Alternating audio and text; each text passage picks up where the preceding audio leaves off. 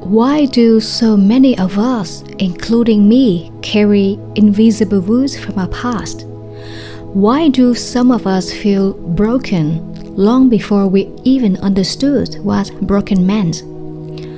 Today, we will go from creation to fall, but more importantly, toward restoration. If you've ever felt forgotten, wounded, or stuck in a chapter you never chose, this is for you.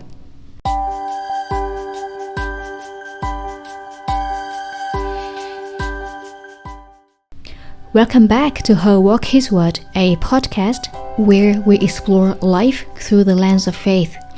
I'm Van, and today we go into a deeper place. In our last episode, we unfolded a fundamental question: if God is real, when did He exist?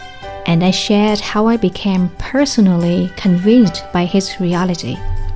But knowing God is real is only the beginning. In today's episode, I'll be sharing my own story, the childhood trauma that made me feel unworthy, unloved, and hopeless.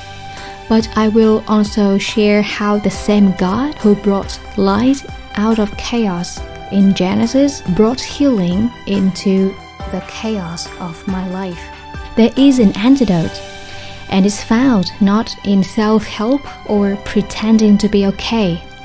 It's found in the one who created you, sees you, and still calls you His. Let's begin.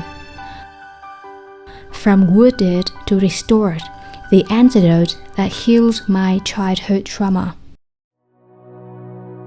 Genesis chapter 1 verse 1 to 2. In the beginning, God created the heavens and the earth.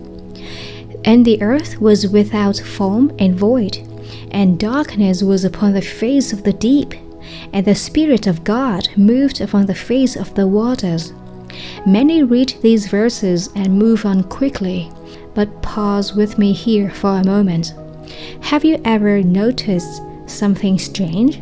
If God created the heavens and the earth, why is the earth suddenly without form and void in the very next verse?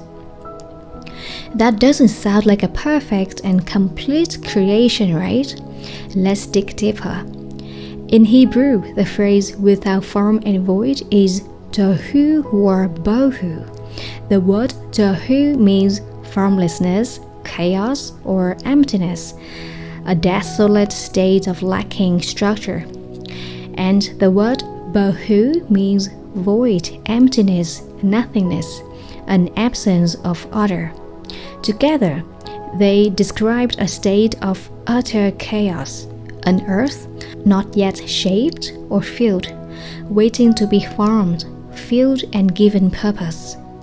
Verse 2 continues, Darkness was upon the face of the deep. The Hebrew word for darkness is choshk. It's not just physical darkness, it often symbolizes spiritual darkness, judgments like the plague in Egypt, separation from God, even spiritual blindness. It contrasts with light as truth, life, and divine presence. Here's what's interesting. Genesis doesn't say God creates darkness. It was simply there. Darkness already existed in verse 2. God commanded light to appear on day 1, verse 3, and He separated light from darkness in verse 4. Some scholars refer to the Greek conjunction de between verses 1 and 2 as an indicator of time. Accordingly, the two verses can be understood as having occurred either at the same time or at two different points in time. This interpretation is known as the gap theory, which proposes a time gap between God's perfect creation in verse 1 and the chaotic state described in verse 2. Something happened. Perhaps judgment, rebellion, or destruction. Whatever it was, the result was darkness, emptiness, and ruin. And yet, right in the middle of this chaotic darkness, something beautiful happens. The Spirit of God moved upon the face of the waters. God was there. He was hovering, moving, and already working. I don't claim to know for sure. The Bible doesn't tell us why the earth was in the state of tohu wabohu, empty and void, but this interpretation helps me see how God can bring beauty even from brokenness. If the earth was ruined and God still restored it, then maybe my life too isn't too far gone. I tried to find a photo that could give us a glimpse of what was happening during that time. This is one photo I found that helps us imagine what verse 2 might have looked like. What do you see? Do you see light? Do you see darkness? What is the percentage of light and darkness? For me, it looks chaotic. The beautiful earth was covered by water and darkness. I totally can't see anything under the water and darkness. I think it must have taken God a lot of work to make it perfect again. If it were me, I wouldn't even know where to start. If I were God, I would just destroy this earth and create another one. This earth looked ruined. Why fix what's already a mess? I could just give up on it and create a new one, or even a better one, right? But you know what? I am that earth. I was broken, defiled, covered in shame and darkness. I couldn't see the light. I had no hope, no structure, no sense of self-worth. But just like God didn't abandon the earth, He didn't give up on me. Genesis 1 verse 3. And God said, "Let there be light." God brought light into me. And this is my story. When I was a kid, I wanted to end my life. I believed I was a mistake and a failure. I was bullied at school and even by my relatives, abused by those I called friends. I stayed because I was afraid to be alone. I felt trapped, forced to stay near those who hurt me. Being abandoned scared me more than being in pain. I hated how weak I had become, physically and mentally. Many times, I stood on the roof of my house wishing I dared to jump. I gave up on myself. I thought I was useless. I surrendered to being a loser, just waiting for life to end. One day, in desperation, I cried out, "God, why I am here? Why create such a mistake like me? Aren't you good? Why am I ugly? Aren't you victorious? Why am I a loser? It would be better if I didn't know you. I can't glorify you with this life. Please take me back to heaven." But God didn't leave me in the dark. Over time, God restored me. I didn't notice at first until others pointed it out. People started treating me differently. I found joy in music, singing and dancing, especially for God. I love learning languages. I enjoy life now.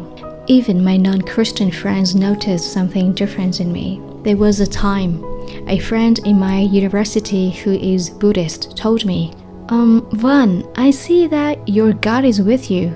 Everything you do, He blesses it. That was the moment I realized the Spirit of God was moving upon the waters of my soul. That's how I overcame my self-criticism. I had surrendered my brokenness to God, and He turned it into something beautiful. When I surrendered myself to God, somehow He showed a ray of hope in me. For me, the transformation I experienced is a miracle. It blows my mind every time I remember how I was and how I am now. There's no way that I could have made it myself. It's a miracle from God.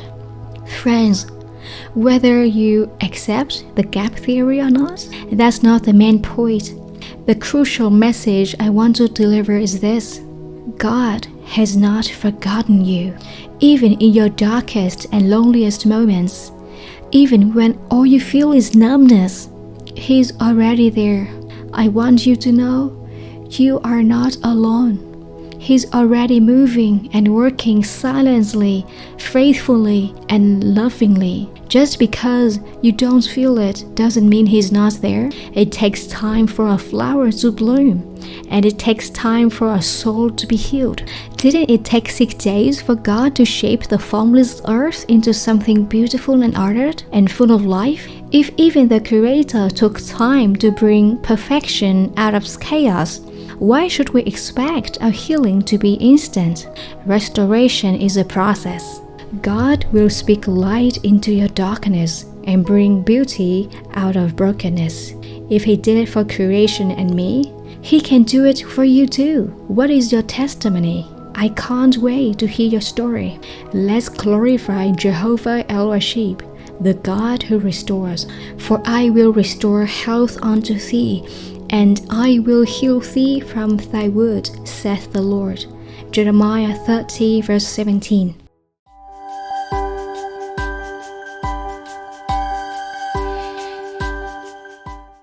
Thanks for tuning in to Her Walk His Word.